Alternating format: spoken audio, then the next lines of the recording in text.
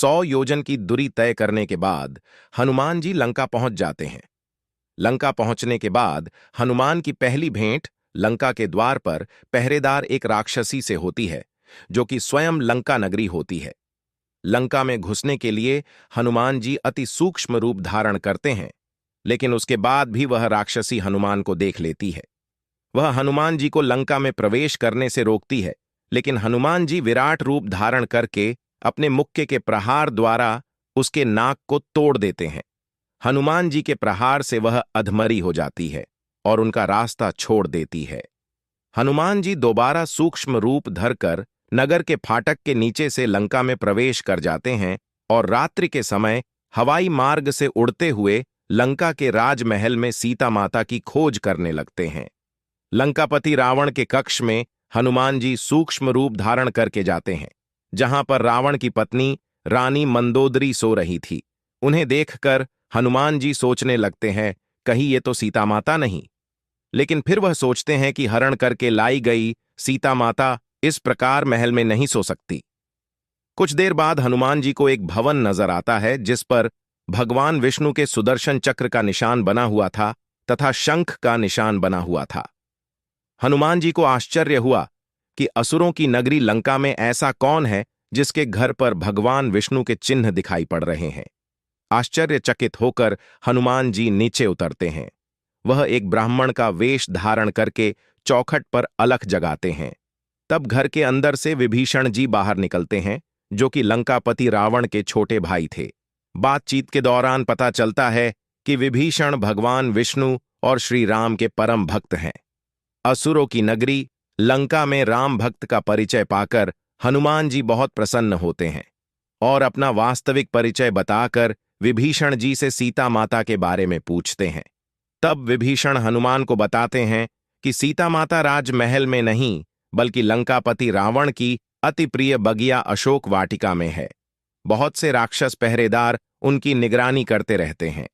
सीता माता का पता पाकर हनुमान जी निश्चय करते हैं कि वह रात्रि के समय सीता माता से भेंट करने के लिए जाएंगे। अगले ही दिन हनुमान जी रात्रि के समय सूक्ष्म रूप धारण करके लंका की अशोक वाटिका में पहुंच जाते हैं और एक पेड़ के ऊपर छुपकर देखने लगते हैं। तभी उन्हें लंका के राजा के आने की उद्घोषणा सुनाई देती है। लंका का राजा रावण अशोक वाटिका में आता है और अशोक वाटिका के बीचों बीच एक पेड़ के नीचे साधारण वस्त्रों में बैठी एक स्त्री नजर आती है, जिसके पास जाकर लंका का राजा रावण विवाह का प्रस्ताव रखता है। रावण की बातों से हनुमान जी को यह झांत हो जाता है कि वह स्त्री ही सीता माता है, जिससे रावण विवाह का प्रस्ताव स्वीकारने के लिए कह रहा है। हनुमान जी कुछ समय तक रावण के जाने की प्रतीक्षा करते हैं तथा रावण के जाने के बाद हनुमान जी पेड़ पर बैठे बैठे ही श्री राम और सीता विवाह की कहानी कथा के रूप में गाने लगते हैं। लेकिन सीता जी को लगता है कि यह उनका कोई भ्रम है, इसलिए वह इस पर अधिक ध्यान नहीं देती। तब हनुमान जी श्री राम द्वारा निशानी के तौर पर दी गई मुद्रिका नीचे गिरा देते हैं, जिसे देखकर सीता जी को यह आभास होता है कि वाकई में कोई श्री राम का दूत उनका संदेशा लेकर आया है, क्योंकि यह वही मुद्रिका थी जो सीता जी ने स्वयं श्री राम को खेवट को देने के लिए दी थी। तब माता सीता पूछने लगते हैं कि कौन है जो उनके पति श्री राम का संदेश लेकर आया है, कृपया करके मेरे सामने आइए। तब हनुमान जी पेड़ से कूदकर नीचे आते हैं तथा सीता माता को प्रणाम करके कहते हैं कि हे माता, मैं प्रभु श्री राम का दूत हूं। अपने सामने एक छोटे आकर के वानर को देखकर सीता जी को यह लगता है कि यह रावण की कोई चाल है, क्योंकि अगर श्री राम का कोई दूत होता तो वह मनुष्य रूप में होता।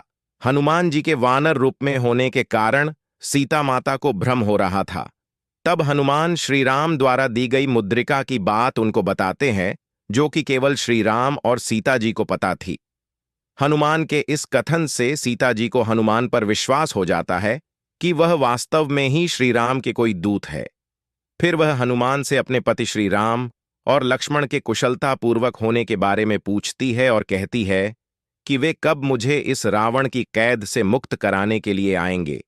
क्या वह मुझे भूल गए हैं? हनुमान जी उन्हें धीरज बांधते हुए कहते हैं कि श्री राम को आपके ठिकाने का पता नहीं, न इसलिए अब तक इतना विलंब हुआ है।